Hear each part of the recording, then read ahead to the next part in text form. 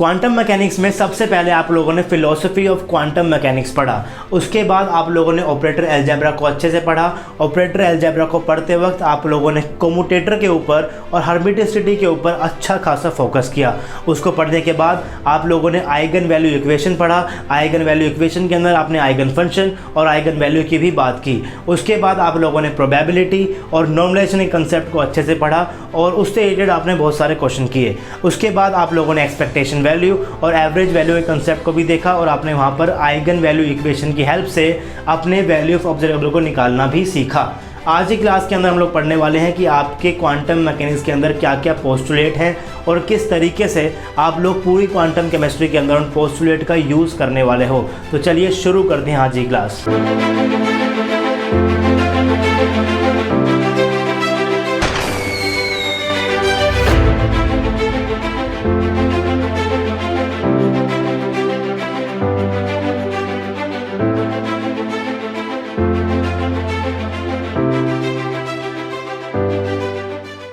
Hey guys, this is RJ and welcome to RJ academy. तो quantum chemistry हम लोग पढ़ रहे थे और अभी तक हम लोग क्वांटम केमिस्ट्री का सारा बेसिक्स को पढ़ चुके हैं। सबसे पहले हम लोगों ने ऑपरेटर अलजेब्रा पढ़ा।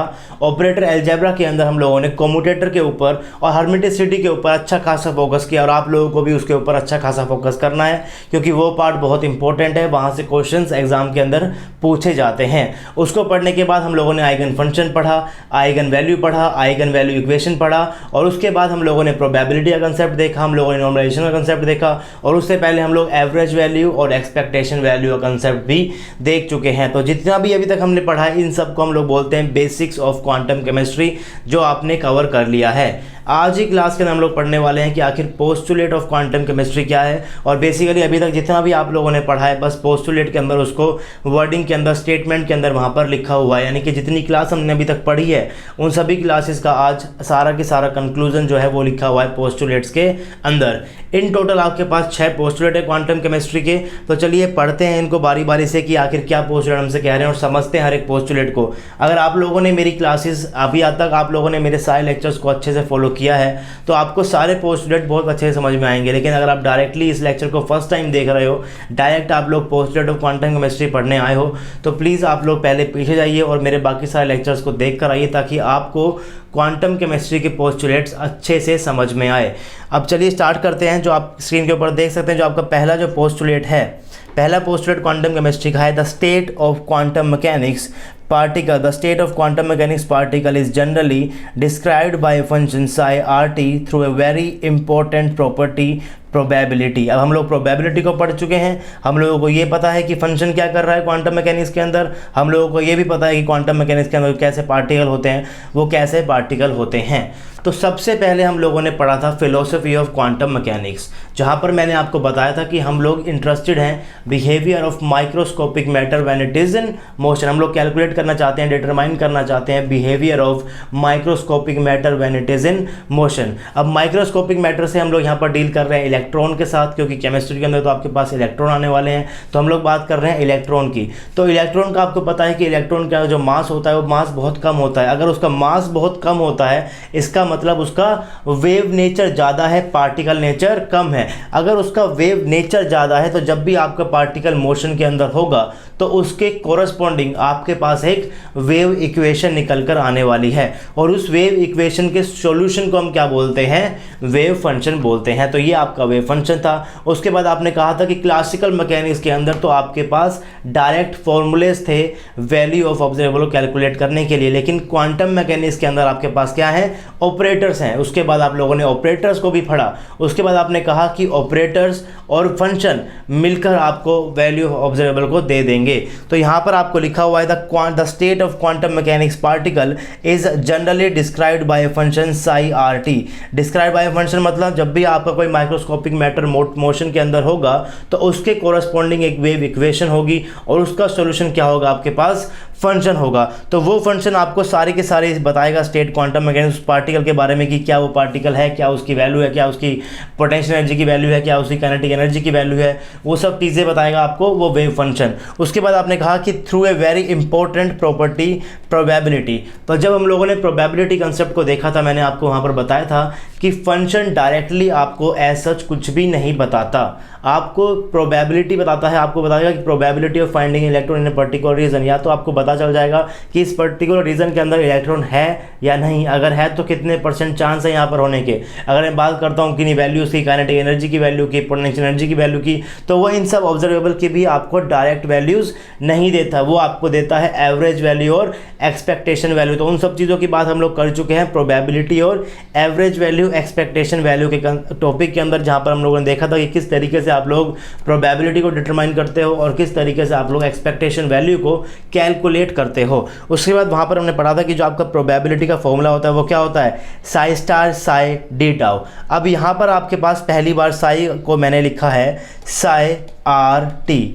इसका मतलब क्या है, ये जो आपका आर है ये आपका वेरिएबल है, क्या है, ये आपका पास स्पेस वेरिएबल है, यानी कि स्पेस के अंदर उसकी पोजीशन क्या है, ये क्या है, स्पेस वेरिएबल है। और टी क्या है आपके पास, टी आपके पास टाइम है, यानी कि ये आपको बता रहा है कि जो आपका फंक्शन है वो किसी स्पेस वेरिएबल के ऊपर भी डिपेंड करता है और साथ साथ टाइम के ऊपर भी डिपेंड करता है। अभी तक हमने जितने ही फंक्शन पढ़े हैं उसके अंदर हम लोगों ने क्या देखा है, सारे के सारे या तो वो एक्स के साथ वेरी कर रहे हैं, या तो वो वाई के साथ वेरी कर रहे हैं, या फिर वो जेड के साथ वेरी कर रहे हैं, यानी कि आप उसको बोल सकते हो कि वो सिर्फ साई आर थे। हमने अभी तक भी साई टी नहीं देखा, लेकिन फंक्शन जो है वो टाइम के ऊपर भी डिपेंड कर सकता है।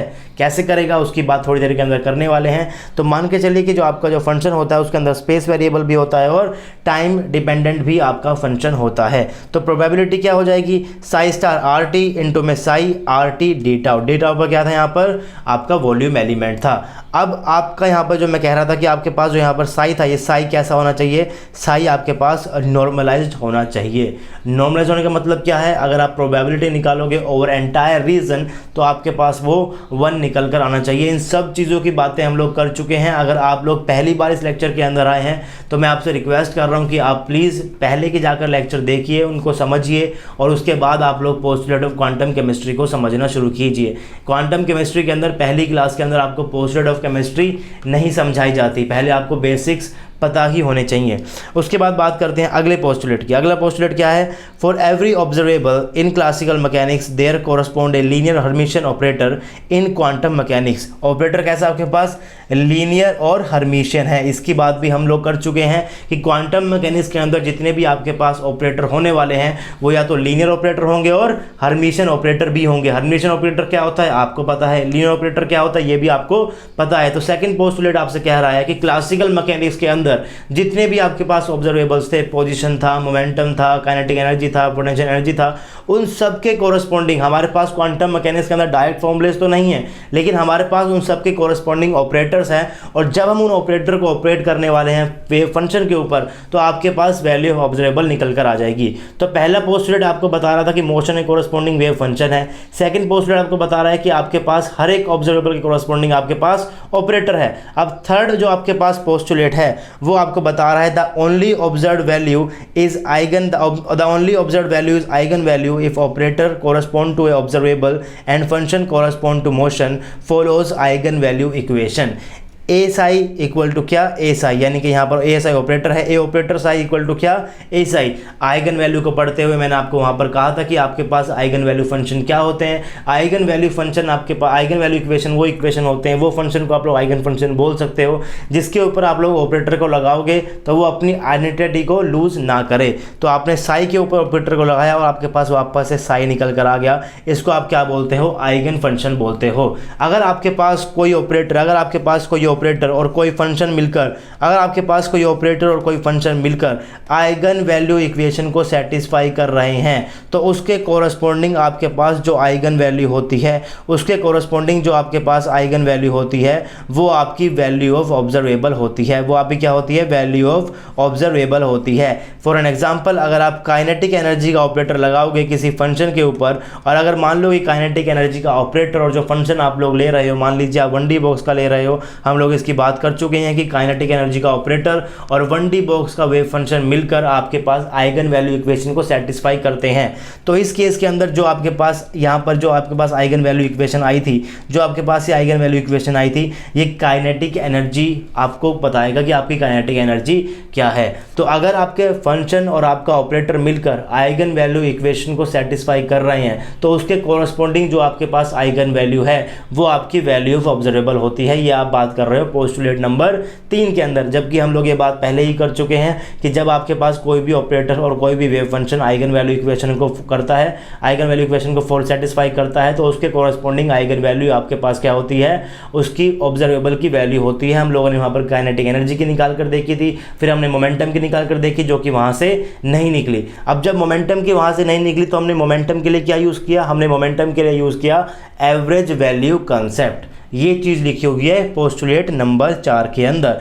पोस्टुलेट नंबर 4 के अंदर क्या लिखी हुई है, the average value correspond to observable may be obtained by the operation as followed. अब आपको एवरेज वैल्यू कब यूज़ करनी है, जब आपके पास आइगन वैल्यू इक्वेशन को सेटिस्फाई ना कर रहा हो। अगर वो आइगन वैल्यू इक्वेशन को सेटिस्फाई कर रहा होगा तो आपकी वैल्यू जो है वो जल्दी आराम से ईजिली निकल कर आ जाएगी। लेकिन अगर वो उसको सेटिस्फाई ना कर रहा हो तो आप कैसे निकालोगे, आपके पास एक और मेथड है जिसको आप बोलते हो एवरेज वैल्यू मेथड या फिर एक्सपेक्टेशन मेथड। उसका फॉर्मूला आपने क्या देखा था, एवरेज वैल्यू ऑफ ए क्या होगी आपके पास, साई स्टार ए साई स्टार। यहाँ पर जो आपके पास साई है वो क्या है, आपके पास नॉर्मलाइज्ड होगा। यहाँ पर ये साई स्टार ए ऑपरेटर और यहाँ पर सिर्फ साई आएगा, यहाँ पर साई स्टार नहीं आएगा। साई स्टार और साई के बीच में आपको ऑपरेटर रखना है, साई स्टार और साई के बीच में आपको क्या रखना है, ऑपरेटर रखना है। और जो आपके फंक्शन होने चाहिए वो कैसे होने चाहिए, नॉर्मलाइज्ड होने चाहिए। अगर आपके फंक्शन नॉर्मलाइज्ड नहीं है तो आपको पहले इसको नॉर्मलाइज करना है, उसके बाद आप इस फॉर्मूले को लगा सकते हो। लेकिन अगर आप इसको नॉर्मलाइज नहीं करना है तो आप लगा सकते हो कि आपके पास जो एवरेज वैल्यू ऑफ ए है वो क्या हो जाएगी, साई स्टार एन अननॉर्मलाइज्ड है यू है, आपने यहाँ पर इसको ऑपरेटर लगाया, इसको आपने साई लिखा अननॉर्मलाइज्ड, तो आपको नीचे इसको क्या करना पड़ेगा, नॉर्मलाइज्ड पहले करना पड़ेगा। नॉर्मलाइज कैसे करते हो आप लोग, साई इंटू में साई डी टाउ करते हो। तो आप इसको नॉर्मलाइज करो तो आप लोग ये वाला फॉर्मूला लगा सकते हो। इस फॉर्मूले की और इस फॉर्मूले की बात भी हम लोग कर चुके हैं, कैसे हम इसको अप्लाई करते हैं। हमने वहाँ पर देखा था लास्ट क्लास के अंदर कि काइनेटिक एनर्जी को आपने आइगन वैल्यू इक्वेशन से निकाल कर देखा था, काइनेटिक एनर्जी को आपने एक्सपेक्टेशन वैल्यू से निकाल कर देखा था, और आपकी वैल्यूज क्या निकल कर आ रही थी, सेम निकल कर आ रही थी। तो आप कोई सा भी मेथड यूज़ कर लो, आप कोई भी मेथड यूज़ कर लो, आपके पास वैल्यू जो ऑब्जर्वेबल सेम निकल कर आएगी। लेकिन आइगन वैल्यू इक्वेशन से अगर आप कर रहे हो तो आपका थोड़ा सा काम आसान हो जाता है, कोई इंटीग्रेशन करने की जरूरत नहीं है, सिर्फ आपको ऑपरेटर को अप्लाई करना है और आपके पास वैल्यू निकल कर आ जाएगी।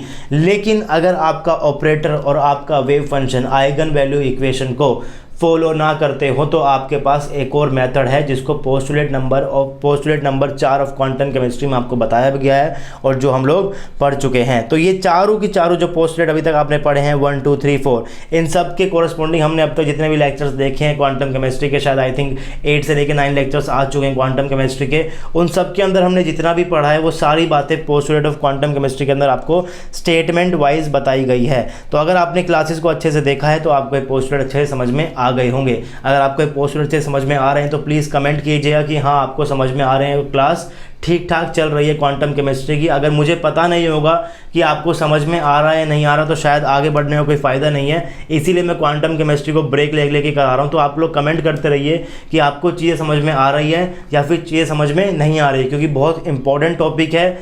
25 से 30 मार्क्स का आपसे पूछा जाएगा क्वांटम केमिस्ट्री एग्जाम के अंदर, और 20-25 मार्क्स कम नहीं होते किसी भी एग्ज़ाम के अंदर, जहाँ पर आपको सिर्फ क्वालिफाई करने के लिए 120 मार्क्स चाहिए होते हैं। अगर आप ओबीसी के अंदर हो तो आपको सिर्फ 100 मार्क्स चाहिए होते हैं।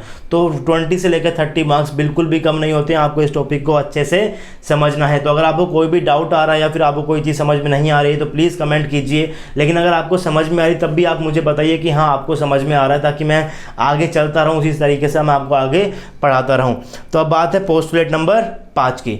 पोस्टुलेट नंबर 5 क्या है, the evolution of function with time may be the evaluation of function with may be obtained by time independent Schrodinger equation. यहाँ पर टाइम भी आएगा, the evaluation of function with time. यहाँ पर फंक्शन को time के साथ कैसे इवोल्व हुआ है वो कौन बताता है आपके पास, टाइम डिपेंडेंट श्रोडिंगर इक्वेशन बताएगी, उसको आप क्या बोलते हो, TDSE। इसके बारे में हमने अभी तक नहीं पढ़ा है। तो आज हम लोग पोस्टुलेट नंबर 5 को समझेंगे कि आखिर पोस्टुलेट नंबर 5 के अंदर आपसे क्या कह रहा है। जो पोस्टुलेट नंबर 6 है क्वांटम केमिस्ट्री का, वो हम तब पढ़ेंगे जब हमें उसकी ज़रूरत पड़ेगी। अभी हमें पढ़ने वाली ज़रूरत पोस्टुलेट नंबर 5 तक की, 4 को हम लोग समझ चुके हैं, 5 को समझने की कोशिश करते हैं।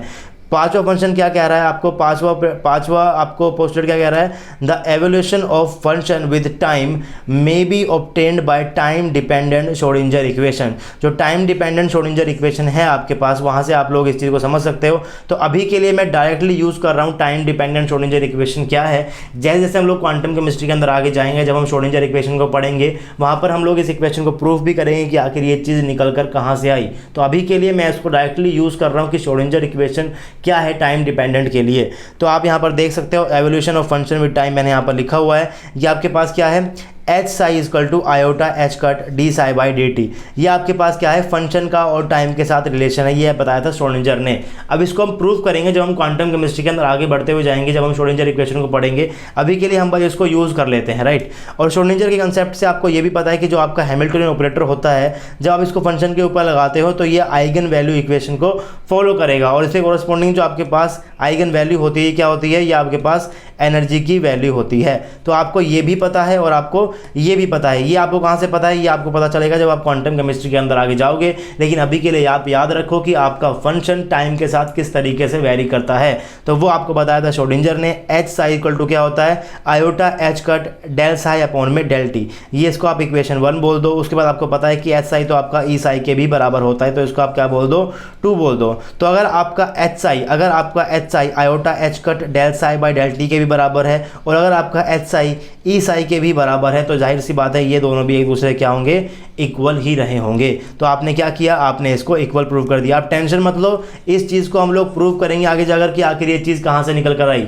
अभी के लिए बस आप इसको बस याद कर लीजिए कि जो फंक्शन और टाइम का जो रिलेशन होता है वो किस तरीके का रिलेशन होता है, और वो आपके पास टाइम डिपेंडेंट के अंदर श्रोडिंगर ने आपको ये दिया था। इसको प्रूव करेंगे कैसे निकल कर आया ये, उसकी आप टेंशन मत लीजिए। अभी के लिए बस आप इसको याद कर लीजिए। ऊपर से आपको पता है श्रोडिंगर इक्वेशन के लिए एस साई इक्वल टू क्या होता है, ई साई भी होता है। आपने हालांकि इसको भी अभी तक प्रूव नहीं किया, इसको भी हम लोग प्रूव करने वाले हैं, लेकिन ये थोड़ा सा छोटा लगता है, इजी लगता है, तो आप सवाल नहीं करते कि मैं ऐसा याद क्यों करूं, यार तो बहुत बड़ा कॉम्प्लेक्स चीज़ है। तो ये भी आसानी है, कोई बहुत बड़ी चीज़ नहीं है। इसके अंदर क्या करना है, iota H cut del psi by del T, ये किसके बराबर है, एच साई के बराबर है। ये है टाइम डिपेंडेंट, ये वाला क्या था आपके पास, ये श्रोडिंगर का और एनर्जी का रिलेशन था, ये किसके अंदर दिया हुआ था। ये भी आपको प्रूव करना पड़ेगा जब हम लोग आगे जाके क्वांटम केमिस्ट्री को पढ़ेंगे, हर एक चीज़ प्रूव करेंगे। अभी के लिए बस आप इन दोनों चीज़ों को याद कर लीजिए। अगर आपका, मैं कह रहा हूँ आपका एच साई इसके बराबर भी है, अगर आपका एच साई इसके बराबर भी है, तो ये दोनों भी क्या होंगे, एक दूसरे के इक्वल होंगे। आपने दोनों को इक्वल रख दिया। कैसा रखा आपने, ई साई इक्वल टू क्या, iota H cut del psi by del T. उसके बाद आपने क्या किया, साई वाली टर्म को एक साइड ले गए, आप बाकी वाली टर्म को इधर ले आए, तो D psi by D T. आप यहाँ पे मैंने साई वाली टर्म को एक साथ ले आया, D del psi by psi हो गया, ई अपॉन में iota H cut by del T हो गया। ये आपने क्या किया, आपने साई वाले पार्ट को आप एक साइड लिया है, टी वाले पार्ट को आप एक साइड लिया। ऐसा क्यों कर रहे हो आप, क्योंकि आपको वेव फंक्शन निकालना है time dependent. Time dependent wave function निकालने के लिए आपको डेल साई को आपको इंटीग्रेट करना पड़ेगा। अगर आपको उसको इंटीग्रेट करना पड़ेगा तो आप साई वाली चीज़ को एक साथ लेकर आते हो, टी वाले पार्ट को एक साथ लेकर जाते हो, एक वेरिएबल एक साइड में, दूसरा वेरिएबल दूसरी साइड के अंदर, और उसके बाद आप क्या करते हो, उसको इंटीग्रेट कर देते हो। तो यही तो चीज़ें आप करते रहते हो। उसके बाद आपने क्या किया, यहाँ पर आपके पास क्या है, ई आयोटा एच कट है, ई आयोटा एच कट है। जनरली आप जब भी एक्सप्रेशन को याद करते हो क्वांटम केमिस्ट्री के अंदर, तो हम लोग एक कन्वेंशनल मेथड लेकर चलते हैं कि जो आपका आयोटा है वो न्यूमरेटर के अंदर ही रहे, क्योंकि वहाँ से आपको वैल्यूज याद करने में थोड़ा सा ईजी रहता है। तो आपने क्या किया, आपने इसको आयोटा से मल्टीप्लाई किया और आपने इसको आयोटा से डिवाइड कर दिया। तो जब आयोटा से मल्टीप्लाई किया तो क्या बन गया, ई आयोटा ई बन जाएगा, नीचे क्या, आयोटा का स्क्वायर इंटू में एच कट। आयोटा का स्क्वायर क्या होता है, नेगेटिव होता है, तो ये आपका बन जाएगा ई अपॉन में आयोटा ई अपॉन में एच कट माइनस का। तो आप यहाँ पर इसको लिख सकते हो कि आपका डेल साई बाय साई ये तो सेम है, जो यहाँ पर था वही मैंने नीचे लिखा हुआ है। ई अपॉन में आयोटा एच कट को आपने लिख दिया माइनस का आयोटा एच कट माइनस का आयोटा ई अपॉन में एच कट। बेसिकली आपने आयोटा से मल्टीप्लाई किया, आयोटा से डिवाइड किया, आयोटा इंटू में आयोटा, आयोटा स्क्वायर हो गया। आयोटा स्क्वायर आपके पास माइनस का 1 होता है। तो आपने इसको इस तरीके से लिख दिया। क्यों लिख दिया, क्योंकि बाय कन्वेक्शन हम लोग चाहते हैं कि जो आपका आयोटा वाला पार्ट हो वो न्यूमरेटर के अंदर ही हो, उसको याद करना भी ईजी होता है, उसको सॉल्व करना भी ईजी होता है। तो इसीलिए हम लोग इमेजिनरी पार्ट को जनरली न्यूमरेटर के अंदर ही लेकर चलते हैं। उसके बाद आपका ये निकल कर आ गया। फिर जब आप इसको इंटीग्रेट करोगे तो आपको पता है कि जो आप साई का जो इंटीग्रेशन है, जैसे कि आपको पता है कि डी एक्स बाई एक्स क्या होता है, D x by D x आपके पास होता है ln x। तो उस तरीके से डेल साई बाई साई क्या होगा, ln साई आपने निकाल लिया। उसके बाद आयोटा कांस्टेंट है, ई क्या है, एनर्जी ऑफ स्टेट है। एक पर्टिकुलर स्टेट की आपकी जो एनर्जी होती है वो कांस्टेंट ही रहेगी, तो आपकी ई भी क्या है, कांस्टेंट है। एच कट भी क्या है, कांस्टेंट है, तो इसको आपने बाहर निकाल दिया। डी टी का इंटीग्रेशन क्या है आपका टी हो गया, तो आपका ये निकल कर आ गया ln psi is equal to minus का iota E by H cut into में टी। तो आपके पास यहाँ पर ये चीज़ इक्वेशन निकल कर आ गई। अगर आप इसको एक्सपोनेंशियल के अंदर करोगे, यानी कि आप लोगरिथम से इसको आप एक्सपोनेंशियल के अंदर लेकर जाओगे, आप क्या करो, आप यहाँ पर भी E raise to the power ले लो और यहाँ पर भी E raise to the power ले लो, तो ई से आपका ln कट जाएगा, तो आपके पास निकल कर आ गया psi equal to E raise to the power minus E T upon में एच कट। तो ये आपके पास एक फंक्शन निकल कर आ गया, एक वेव फंक्शन निकल कर आ गया जो कि टाइम डिपेंडेंट है। ये आपने कहाँ से निकाला, from TDSE time dependent Schrodinger equation से, टाइम डिपेंडेंट श्रोडिंगर इक्वेशन से। वो इक्वेशन क्या है टाइम डिपेंडेंट श्रोडिंगर इक्वेशन, ये रही आपके पास H psi equal to iota H cut del psi by del T. इसको हम भी यूज़ कर रहे हैं, बाद में इसे प्रूव करेंगे। इसका यूज़ करके हम लोगों ने क्या प्रूव कर दिया, आपका वेव फंक्शन जो है टाइम डिपेंडेंट होता है और वो इसके बराबर होता है। अब जो आप कह रहे थे कि जो आपका वेव फंक्शन होता है उसमें दो पार्ट होते हैं, एक तो आर होगा जो स्पेशल रीजन का होगा आपके पास, और एक क्या होगा टाइम वाला होगा। ये हो गया स्पेस के अंदर कैसे वेरी कर रहा है, और ये कैसे हो गया कि टाइम के साथ कैसे वेरी कर रहा है। बेसिकली आपके पास दो ही टाइप के वेरिएबल होते हैं कि स्पेस के अंदर कैसे वेरी कर रहा है, किस पोजीशन पे क्या उसके कोऑर्डिनेट रहे या फिर किस टाइम के उसके क्या कोऑर्डिनेट रहे हो। तो कोई भी फंक्शन आपका टाइम डिपेंडेंट और स्पेस डिपेंडेंट ही हो सकता है। तो आपने यहाँ पर कहा कि जो आपका साई आर टी है वो क्या होगा, साई इंटू में इसको आर भी कर दिया, साई का आपने टी के साथ भी इसको यहाँ पर कर दिया, तो साई आर और साई टी आपने यहाँ पर इसको लिख दिया, क्योंकि जो आपका कंप्लीट साई है जो आर और टी के ऊपर डिपेंड हो रहा है वो साई आर इंटू में साई टी है। साई आर आपको, साई आर को आपने साई आर रखा, साई टी आपने अभी निकाला है जो कि आपका किसके बराबर है, E raise to the power minus iota E T upon में एच कट के बराबर है। ये आपका निकल कर आ गया साई आर टी। ये आपका कंप्लीट फंक्शन निकल कर आ गया जो टाइम डिपेंडेंट भी है और स्पेस के ऊपर भी स्पेस के ऊपर भी डिपेंड कर रहा है। बात करूँ मैं साई आर के, तो साई आर का आप जैसे कि मान लो आपको पार्टीशन 1D बॉक्स के लिए निकालना है, आपको ट्रांसलेशन मोशन के लिए निकालना है, आप सिर्फ आपका ट्रांसलेशन मोशन हो रहा है एक्स डायरेक्शन के अंदर, तो आपका साई आर क्या हो जाएगा, साई आर आपका हो जाएगा under root 2/l into by L sine n pi x/l। ये आपका हो जाएगा साई आर। यहाँ पर साई टी है आपके पास। तो ये सब चीज़ें आपको इस तरीके से आप लोग पूरे फंक्शन को लिखते हो। हम लोग क्यों सीख रहे हैं इस चीज़ को, अब लोग अभी बस पढ़ रहे हैं कि आपका क्वांटम का जो पोस्टुलेट नंबर 5 है वो क्या है, उसको समझ रहे हैं किस तरीके से कैसी चीज़ें आई है, तो हम बस उसको यहाँ पर निकाल रहे हैं।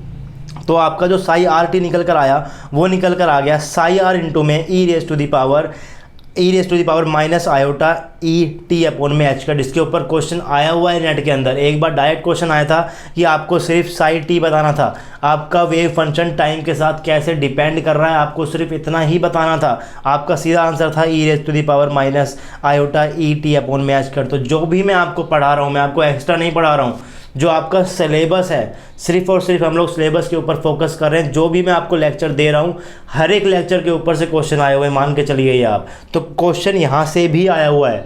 आपको पेपर पर्सपेक्टिव से आपको सिर्फ ये याद रखना है कि आपका साई टाइम के साथ कैसे वेरी कर रहा है, यानी कि आपको सिर्फ ये वाली इक्वेशन याद रखनी है पेपर पर्सपेक्टिव से।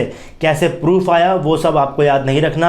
मैं आपको पढ़ा रहा हूँ तो मेरा हक बनता है कि मेरा ये फ़र्ज़ बनता है कि मैं आपको समझाऊँ कौन सी चीज़ कहाँ से निकल कर आ रही है। तो मैंने आपको बस बता दिया कि कैसे निकल कर आया है ये, आपको सिर्फ इसको डायरेक्टली याद करना है। याद अगर नहीं भी होगा तो आप इसको प्रूव कर भी सकते हो, कोई बहुत बड़ी रॉकेट साइंस यहाँ पर नहीं लग रही है। डायरेक्ट क्वेश्चन आया था कि आपका जो साई है वो टाइम के साथ कैसे डिपेंड कर रहा है, नेट के अंदर क्वेश्चन आया हुआ है 2 मार्क्स का। तो आप इसको याद रखिए कि E raise to the power minus iota E T upon में एच कट होता है आपका टाइम डिपेंडेंट वेव फंक्शन, इस तरीके से होता है। अब आप यहाँ पर कुछ चीज़ रिकॉल करो जो हम लोग अभी तक पढ़ चुके हैं। जब मैंने आपको फंक्शन बताया था तो मैंने आपको कहा था कि डायरेक्ट सब फंक्शन आपको कुछ भी नहीं बताता। आपको कौन बताता है, आपको प्रोबेबिलिटी बताएगी। प्रोबेबिलिटी क्या होता है, साई का स्क्वायर होता है, यानी कि साई स्टार और साई होता है, तो यानी कि साई का स्क्वायर होता है। तो आपको जो भी चीज़ बताएगी वो क्या बताएगी, प्रोबेबिलिटी बताएगी। प्रोबेबिलिटी आपको बताएगी कि आपका मोशन, आपका इलेक्ट्रॉन कहाँ पर है कहाँ पर नहीं है। प्रोबेबिलिटी से आप लोग क्या बनाते हो, आप लोग वहाँ से एवरेज वैल्यू का कंसेप्ट निकल आता है। वो आपको बताएगा कि आपके काइनेटिक एनर्जी की एवरेज वैल्यू क्या है, आपके पोटेंशियल एनर्जी की एवरेज वैल्यू क्या है। तो बेसिकली आपको हर चीज़ बताती है साई स्क्वायर। डायरेक्ट साई आपको कुछ भी नहीं बताता।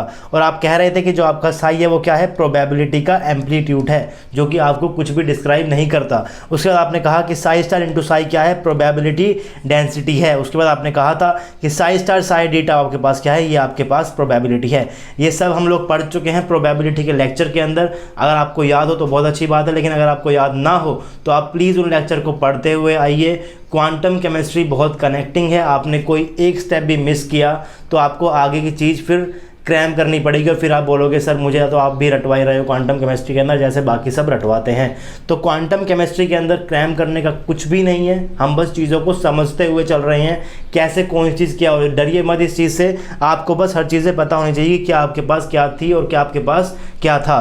तो साई को आप बोल रहे थे probability amplitude, Sai star into Sai को आप बोल रहे थे प्रोबेबिलिटी डेंसिटी, और Sai star Sai D tau के इंटीग्रेशन को आप बोल रहे थे प्रोबेबिलिटी। इसका तो आपने वहाँ पर फॉर्मूला भी देखा था, तो ये आपका फॉर्मूला था किसका, प्रोबेबिलिटी का, ये आपके पास फॉर्मूला था।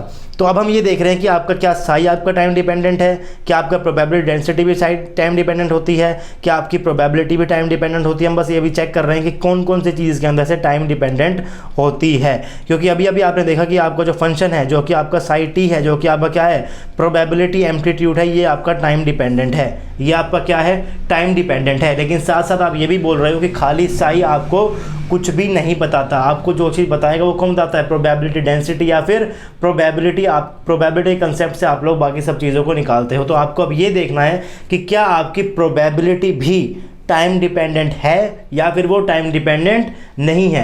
उस चीज़ को समझने के लिए पोस्टुलेट नंबर 5 आपको दिया गया है।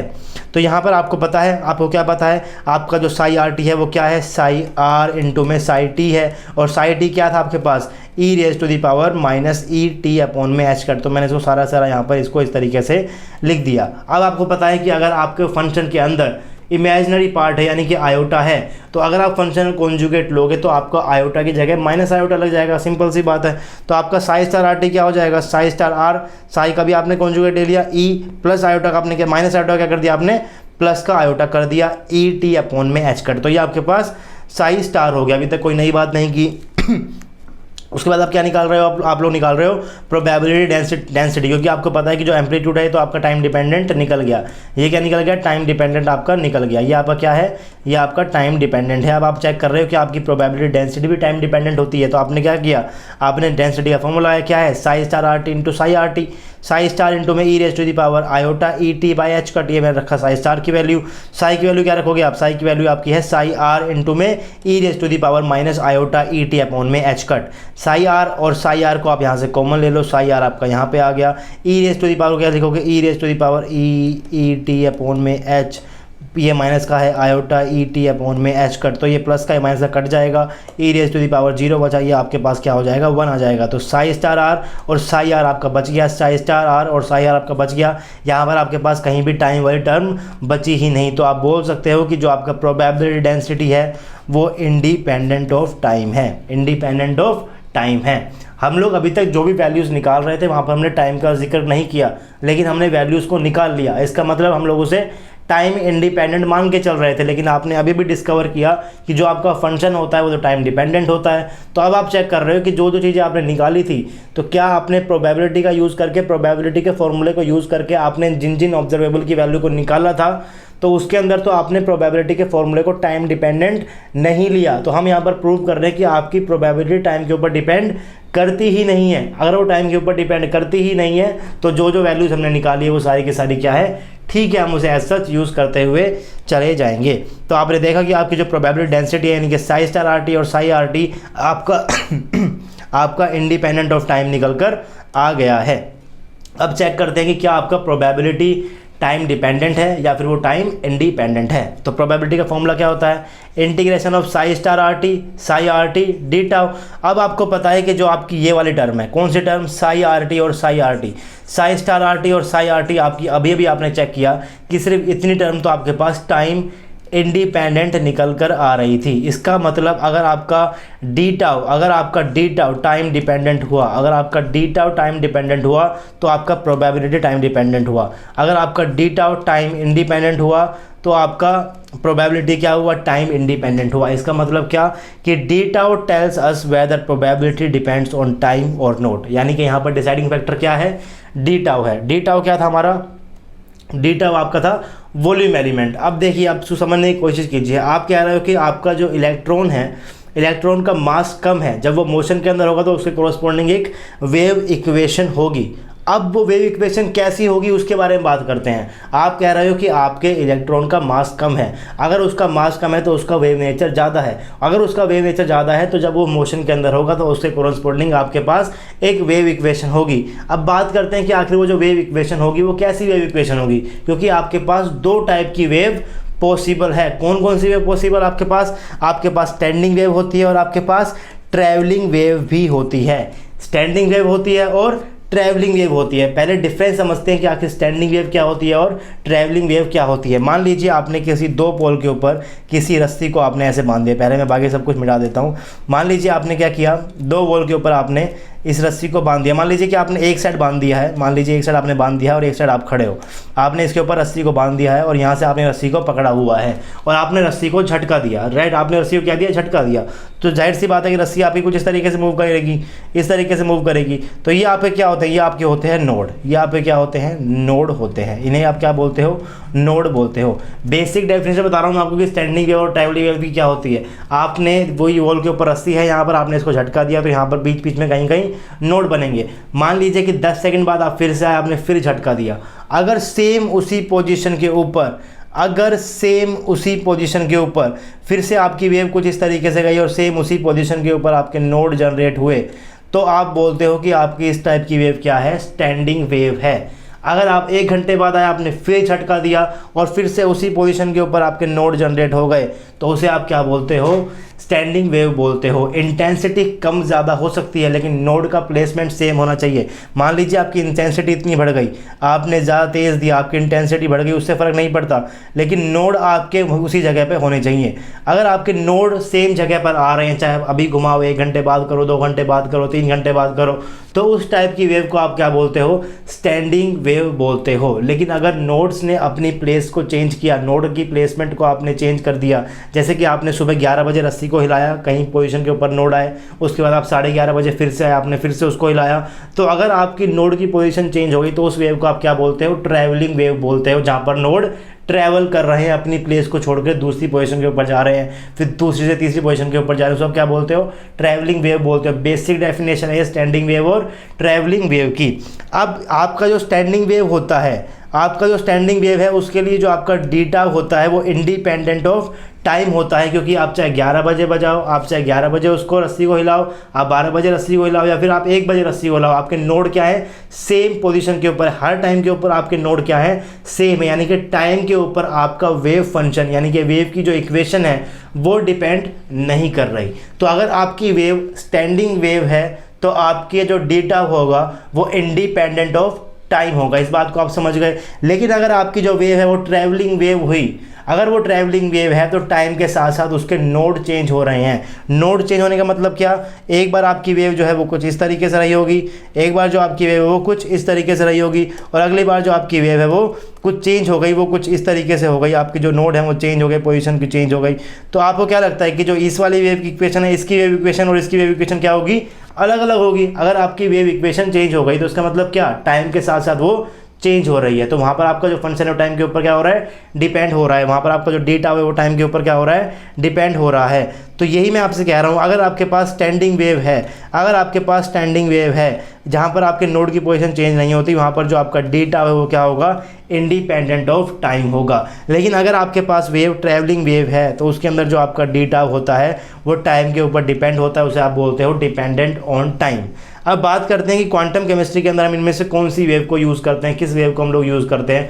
तो अगर मैं बात करूँ कि क्वांटम केमिस्ट्री की जो बेसिक एप्लीकेशन है वो कहाँ पर है, वो है स्पेक्ट्रोस्कोपी के अंदर। अब स्पेक्ट्रोस्कोपी के अंदर आप लोग क्या करते हो, एक सैंपल को लेते हो, सैंपल के ऊपर आप कुछ लाइट को फेंकते हो, उसके बाद ट्रांजिशन होते हैं, उसके आप क्या करते हो, NMR, IR, उन सब चीज़ों को रिकॉर्ड करते हो। ये आप बेसिक चीज़ करते हो स्पेक्ट्रोस्कोपी के अंदर। और उसके बाद आप क्या कहते हो, आप कहते हो कि सिलेक्शन रूल आप वहाँ पर पढ़ते हो कि कंडीशन क्या है कि किसी भी कोई भी कंपाउंड आपको स्पेक्ट्रोस्कोपी देगा, कंडीशन क्या है उस चीज़ की।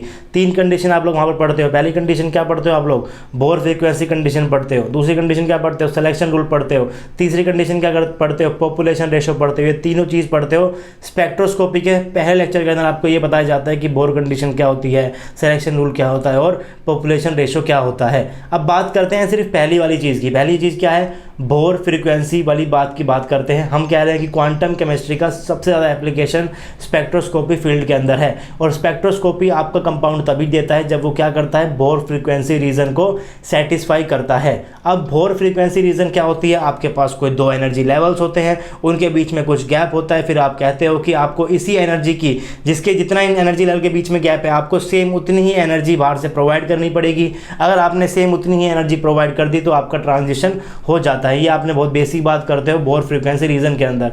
यानी कि आप क्या कह रहे हो कि जो आपके एनर्जी लेवल्स हैं उनके बीच का गैप क्या है, सेम रहता है। किसी भी दो एनर्जी लेवल का गैप जो है वो सेम रहता है, तभी तो आप इनके बीच के गैप में एनर्जी क्या करते हो, प्रोवाइड करते हो। मान लीजिए कि ये आपका एनर्जी लेवल 3 है, ये आपका एनर्जी लेवल 4 है, आपको ट्रांजिशन चाहिए एनर्जी लेवल 3 से एनर्जी लेवल 4 के बीच में, तो आप क्या करते हो, इनके बीच की एनर्जी को प्रोवाइड करते हो, इलेक्ट्रोमैग्नेटिक रेडिएशन डालते हो, जितनी एनर्जी गैप इनका है उतनी डालते हो और ट्रांजिशन आपका हो जाता है। इसका मतलब क्या, आपका एनर्जी लेवल 3 और एनर्जी लेवल 4 के बीच में जो गैप है वो कांस्टेंट रहा, तभी तो आपने उसको डाला। अगर मैं आपको बोलूं कि एनर्जी लेवल 3 और 4 के बीच में गैप 11 बजे इतना है, 12 बजे इतना हो जाता है, 13 आपका 1 बजे इतना हो जाएगा, 2 बजे इतना हो जाएगा, यानी कि आपका गैप क्या बढ़ता रहता है, गैप आपका नहीं बढ़ता, गैप आपका सेम ही रहता है एनर्जी लेवल के बीच में। और स्टैंडिंग वेव ही स्टेशनरी एनर्जी स्टेट को बना सकती है। अगर आपकी वेव स्टैंडिंग वेव नेचर की होगी तभी आपकी जो एनर्जी स्टेट्स हैं वो कैसी रहेंगी, स्टेशनरी रहती है। आपकी जो ट्रैवलिंग वेव होती है उनके एनर्जी स्टेट्स आपके पास चेंज हो जाते हैं। लेकिन जितना भी आप लोग स्पेक्ट्रोस्कोपी के अंदर पढ़ते हो उसके अंदर आप लोग एनर्जी लेवल्स को कुछ इस तरीके से बनाते हो, और वो एनर्जी लेवल्स को आप क्या बोलते हो, ये एनर्जी लेवल अपने एनर्जी लेवल के ऊपर स्टेशनरी, इनकी एनर्जी यही रहेगी हर टाइम। E1 की एनर्जी सेम रहेगी, E2 की एनर्जी सेम रहेगी, और इनके बीच की एनर्जी अगर आप प्रोवाइड कर दोगे तो ट्रांजिशन यहाँ पर हो जाएगा। ये चीज़ आप बोलते हो। इसका मतलब जो आपका एनर्जी लेवल है वो कैसे है, वो एनर्जी लेवल आपके पास स्टेशनरी है, और सिर्फ स्टैंडिंग वेव ही स्टेशनरी एनर्जी लेवल्स को बना सकते हैं, या फिर कोई भी एनर्जी लेवल्स को वो सिर्फ स्टेशनरी, अगर आपके एनर्जी लेवल को सेम रखना है तो वो कैसे बनाएंगे, स्टैंडिंग वेव ही बनाएंगे। अगर मैं बात करूं ट्रैवलिंग वेव कैसे बनाती है, तो ट्रैवलिंग वेव के अंदर जो एनर्जी गैप है वो भी कम होता रहता है, ज़्यादा होता रहता है, और कम होता रहता है, वो डिफर करता रहता है। लेकिन हम जिस क्वांटम केमिस्ट्री को स्पेक्ट्रोस्कोपी में यूज़ करते हैं वहाँ पर उसके एप्लीकेशन के अंदर हम लोग वहाँ पर देखते हैं कि आपके जो एनर्जी लेवल्स हैं वो स्टेशनरी हैं। अगर आपके एनर्जी लेवल स्टेशनरी है तो वो तो सिर्फ आप लोग स्टैंडिंग वेव से ही निकाल सकते हो। इसका मतलब क्या कि क्वांटम केमिस्ट्री के अंदर भी आप लोग स्टैंडिंग वेव को ही पढ़ते हो, यानी कि आपका जो डी टाउ होगा वो टाइम इंडिपेंडेंट होगा। तो यहाँ से आप क्या बोल सकते हो कि जो आप लोग यहाँ पर पूरी क्वांटम केमिस्ट्री के अंदर आप लोग स्टैंडिंग वेव को ही पढ़ते हो, और स्टैंडिंग वेव का जो डी टाउ होता है वो कैसा होता है, इंडिपेंडेंट ऑफ टाइम होता है। तो अब बात करते हैं कि आपकी प्रोबेबिलिटी क्या थी, integration of Sai R T, psi star R T, Sai R T D tau. Sai R T आपका पहले से इंडिपेंडेंट ऑफ टाइम था, डी टाउ क्या है, इंडिपेंडेंट ऑफ टाइम। हमने बात करी अभी, क्यों इंडिपेंडेंट ऑफ टाइम है, क्योंकि आप लोग यहाँ पर स्टैंडिंग वेव की बात करने वाले हो। सिर्फ स्टैंडिंग वेव ही आपका स्टेशनरी एनर्जी लेवल्स को जनरेट कर सकता है। अगर आप लोग कह रहे हो कि आपके कंपाउंड्स के अंदर एनर्जी लेवल जो हैं वो स्टेशनरी हैं, वो स्टेशनरी आप कैसे निकालते हो, with the help of quantum chemistry निकालते हो, उनके पोस्टुलेट की हेल्प से करके निकालते हो। तो पोस्टुलेट की हेल्प से जो आप एनर्जी स्टेट निकाल रहे हो वो स्टेशनरी है, तो वो तो बन ही बता सकते हैं जब आपने स्टैंडिंग वेव को यूज़ किया होगा। तो यानी कि आप स्टैंडिंग वेव को यूज़ कर रहे हो, अगर आप स्टैंडिंग वेव को यूज़ कर रहे हो तो आपका डी टाउ भी क्या हो गया, इंडिपेंडेंट ऑफ टाइम हो गया। तो ये टर्म भी इंडिपेंडेंट ऑफ टाइम हो गई, ये टर्म भी इंडिपेंडेंट ऑफ टाइम हो गई, तो आपका प्रोबेबिलिटी क्या रहा, प्रोबेबिलिटी आपका इंडिपेंडेंट ऑफ टाइम रहा। डायरेक्ट क्वेश्चन भी यहाँ से आ सकता है कि क्या आपका वेव फंक्शन टाइम के ऊपर डिपेंड करता है, क्या आपका प्रोबेबिलिटी डेंसिटी टाइम के ऊपर डिपेंड करती है, क्या आपकी प्रोबेबिलिटी टाइम के ऊपर डिपेंड करती है, तो ये सब चीज़ें भी आ सकती हैं।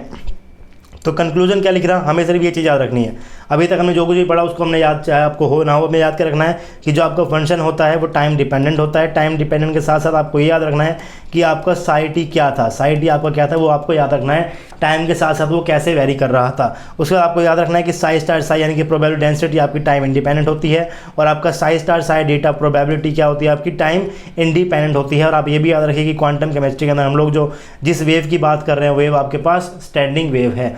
तो इन सब बातों को आप याद रखिए, ये सब बातें बहुत इंपॉर्टेंट है। तो अब बात करते हैं कि आपको मैं अब एक चार्ट देता हूं, क्योंकि क्वांटम केमिस्ट्री के आपने 5 पोस्टुलेट पढ़ लिए हैं, 5 पोस्टुलेट को आप समझ गए होंगे किस तरीके से 5 पोस्टुलेट हैं।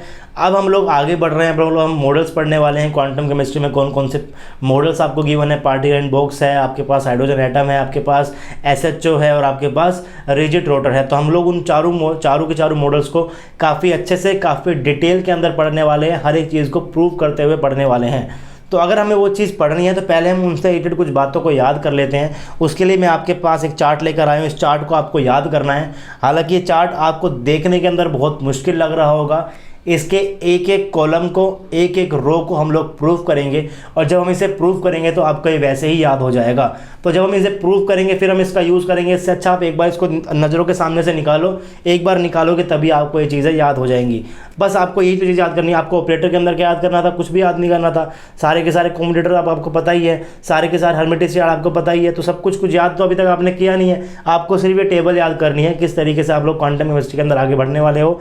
इसका एक एक कॉलम हम लोग प्रूफ करेंगे। तो अगर आपको ये अच्छे से दिख नहीं रहा तो मैं आपको कंप्लीट स्क्रीन के ऊपर आपको ये दिखाता हूँ एक बार, ताकि आप लोग इसे अच्छे से देख लो। और आपको नोट्स के अंदर भी ये टेबल मिल जाएगी नीचे, लेकिन फिर भी मैं आपको रिकमेंड करूँगा कि आप नोट्स को डाउनलोड करो। देखने के बाद इस टेबल को आप अपने हाथ से बनाओ। जब आप इसे बनाओगे तो तभी आपको ये टेबल आराम से याद हो जाएगी। उसके बाद इस टेबल की आखिर एप्लीकेशन क्या है, क्या इंपॉर्टेंस है एग्जाम के अंदर, तो इस टेबल के अंदर से डायरेक्ट क्वेश्चन आते हैं नेट के अंदर। कुछ क्वेश्चंस भी कराता हूँ, चलो मैं आपको आज 3 क्वेश्चन भी कराऊंगा। वैसे मैं सोचा था कि मैं आपको क्वेश्चंस वो कल कराऊंगा, लेकिन मैं आपको आज 3 क्वेश्चन भी करा दूंगा जो इसके अंदर से पूछे गए हैं। गेट के अंदर, नेट के अंदर और टीफर के अंदर 3 क्वेश्चन लिए, तीनों अलग अलग एग्जाम के लिए। डायरेक्ट क्वेश्चन है इस टेबल के ऊपर। 4 नंबर का क्वेश्चन कराऊंगा नेट के अंदर क्या आया हुआ है। अभी 2013 के अंदर ही आया था, क्या क्वेश्चन था, सिर्फ और सिर्फ इस टेबल के ऊपर से ही था। तो एक बार आप इस टेबल को देखिए, मैं ज़रा इसको जूम कर देता हूँ तो आप इस टेबल को देख सकते हो। अब यहाँ पर मैं लिखे हुए जो आपने मोशन यहाँ पर लिखे हुए हैं, फिर मैं लिखे हुए मॉडल कौन कौन से यूज़ करोगे, लिमिट्स क्या लोगे आप डी टाउ की, फंक्शन क्या है, डी टाउ क्या है, एनर्जी क्या है और ग्राउंड स्टेट एनर्जी क्या है, इन सबको आपको याद करना है। तो पहला कॉलम क्या आपके पास जो ट्रांसलेशनल मोशन होते हैं, वाइब्रेशनल मोशन होते हैं, इलेक्ट्रॉनिकल मोशन होते हैं और आपके पास रोटेशनल मोशन होते हैं। तो ये तो आपको याद ही है, इसमें आपको कुछ भी याद करने की ज़रूरत है नहीं। अब बात करते हैं मॉडल्स की। तो मॉडल आपके पास कौन कौन से होते हैं। ट्रांसलेशनल मोशन के लिए आपके पास जो मॉडल होगा वो होगा 1D बॉक्स, यानी particle in box 1D 2D और 3D, उन सब की हम लोग बात करेंगे। आपका मॉडल होता है वाइब्रेशन के लिए, वो कैसा होता है, सिंपल हार्मोनिक ऑक्सीलेटर होता है। 1D SHO होता है, 2D SHO होता है और 3D SHO भी होता है। सेम उस तरीके से इलेक्ट्रॉनिक के लिए आप लोग पढ़ोगे हाइड्रोजन एटम को और रोटेशन के लिए आप पढ़ोगे रिजिड रोटर को। अब बात करते हैं कि आपका फंक्शन क्या होने वाला है ट्रांसलेशन मोशन के लिए। तो ट्रांसलेशन मोशन के लिए आप लोगों ने फंक्शन वैसे भी याद कर लिया है, क्या है, psi equal to √2/L sin n pi x/L। जैसे आपने पार्टिकल 1D बॉक्स के लिए याद किया है, वैसे आपको बस हर एक आपको जो मॉडल गिवन है उनके लिए आप कोरस्पोंडिंग आपको सिर्फ एक एक फंक्शन को याद करना है। ज़्यादा कुछ याद करने की यहाँ पर बात है नहीं। लिमिट क्या होती है वो मैं अभी आपको समझाता हूँ। लिमिट मैंने कैसे लिखी हुई है यहाँ पर, वो आप एक बार सुनोगे कैसे लिमिट लिखी हुई है, वो भी आपको याद हो जाएगी। डेटा आपको पता ही है, एनर्जी आपको पता ही है, वो सब चीज़ें आप आराम से याद कर सकते हो। बाकी प्रूव करेंगे कि ये फंक्शन कहाँ से आया, प्रूव करेंगे कि ये फंक्शन कहाँ से आया, प्रूव करेंगे कि ये फंक्शन कहाँ से आया। हर एक फंक्शन को हम लोग बारी बारी से प्रूव भी करेंगे जब हम लोग इनको पढ़ेंगे। तो बात करते हैं पार्टिकल 1D बॉक्स की। पार्टिकल 1D बॉक्स का आप लोग फंक्शन यहाँ पर देख सकते हो, psi equal to √2/L sin n pi x/L। तो मैंने बात की थी आपकी जो लिमिट है वो 0 से L की होगी, -L से L भी हो सकती है, -2L से 2L भी हो सकती है। बॉक्स की लंबाई कुछ भी हो सकती है। आप लोग 0 से L भी बोल सकते हो इसको, -L से L भी बोल सकते हो, -2L से +2L भी बोल सकते हो। वो डिपेंड करता है कि आप लोग क्या कौन से वाला बॉक्स ले रहे हो। तो जनरली आप लोग लिमिट याद कर लो कि 0 से L होती है 1D बॉक्स की। अगर 0 से L होगी तो फंक्शन आपका ये होगा, आपको सिर्फ यही याद रखना है, बाकी अपने आप याद हो जाते हैं। अगर मैं बात करूँ डी टाउ की, वॉल्यूम एलिमेंट क्या है, 1D के लिए बात करेंगे dx है। अगर मैं बात करूँ y डायरेक्शन के अंदर क्या हो जाएगा, dy हो जाएगा। मैं बात करूँगा z डायरेक्शन में तो dz हो जाएगा। बात करूँगा 2D की और x और y कोऑर्डिनेट तो dx dy हो जाएगा। 3D की बात करूँगा तो dx dy dz हो जाएगा। तो इस तरीके से आपका डी टाउ चेंज होगा। बात करते हैं एनर्जी की। तो एनर्जी आपने वहाँ से डिराइव भी की थी, किससे आपने निकाली थी, ये आपने निकाली थी आइगन वैल्यू फंक्शन से आपने वहाँ पर एनर्जी निकाली थी। ये आपका निकल कर आया था n²h² 8ml²। ग्राउंड से एनर्जी मतलब सबसे लोवेस्ट एनर्जी कौन सी होगी, तो लोवेस्ट एनर्जी होती है n = 1 के ऊपर। इसको प्रूव करेंगे कि लोवेस्ट आपके पास n = 1 पे होती है। क्या निकल कर आएगी, n की जगह वैल्यू को 1 रख दो, E = 1/h² 8ml²। इन सब चीज़ों की हम लोग वहाँ पर बात कर चुके हैं। अब बात करते हैं वाइब्रेशनल मोशन की। तो जैसे आप लोगों ने अभी किसका पढ़ा है, आपने जैसे अभी ट्रांसलेशन मोशन का पढ़ा है, आपने मॉडल को पढ़ा, लिमिट को देखा, फंक्शन को देखा, डी टाउ को देखा, एनर्जी को देखा, ग्राउंड स्टेट एनर्जी को देखा। सेम वही चीज़ें हम लोग याद करने वाले हैं वाइब्रेशन मोशन के लिए भी। मॉडल क्या होता है, मॉडल आपके पास होता है simple harmonic oscillator.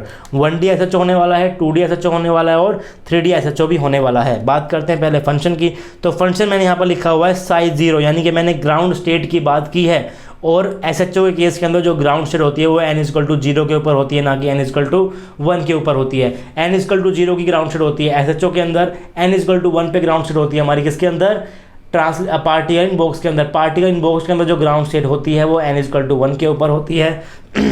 Vibration motion के अंदर जो ग्राउंड स्टेट होती है वो n=0 के ऊपर होती है। तो मैंने ग्राउंड स्टेट का वेव फंक्शन लिखा हुआ है ψ0 क्या, b अपॉन में पाए उसकी पावर 1/4 e⁻⁻βx²/2। ये बीटा है, b नहीं है। ψ0 β/π की पावर 1/4 e⁻βx²/2। ये आपके पास फंक्शन निकल कर आया ग्राउंड स्टेट का फॉर सिंपल हार्मोनिक ऑक्सीलेटर। इसके अंदर जो आपके पास बीटा होता है वो क्या होता है, √mk/h²। √mk/h²। m क्या होगा, मास होगा। के क्या होगा आपके पास, फोर्स कांस्टेंट होगा, क्योंकि आपका जो सिंपल हार्मोनिक मोशन होता है उसके अंदर आपके पास फोर्स कांस्टेंट होता है, कि आपके पास फोर्स कांस्टेंट होगा। h कट का है प्लैंक कांस्टेंट होगा। मैं बात करता हूँ डी टाउ की, तो यहाँ पर आपके पास डी टाउ क्या हो जाएगा, 1d SHO के लिए dx, x डायरेक्शन के अंदर, y में dy, z में dz। 2d की बात करूंगा तो dx dy, 3d की बात करूंगा तो dx dy dz। सेम जिस तरीके से हम लोगों ने ट्रांसलेशन मोशन के अंदर डी टाउ किया, वैसा ही हमारे पास डी टाउ इसके अंदर ही होता है। तो जो इसका एनर्जी का एक्सप्रेशन निकल कर आएगा वो निकल कर आएगा E=n+1/2 h न्यू।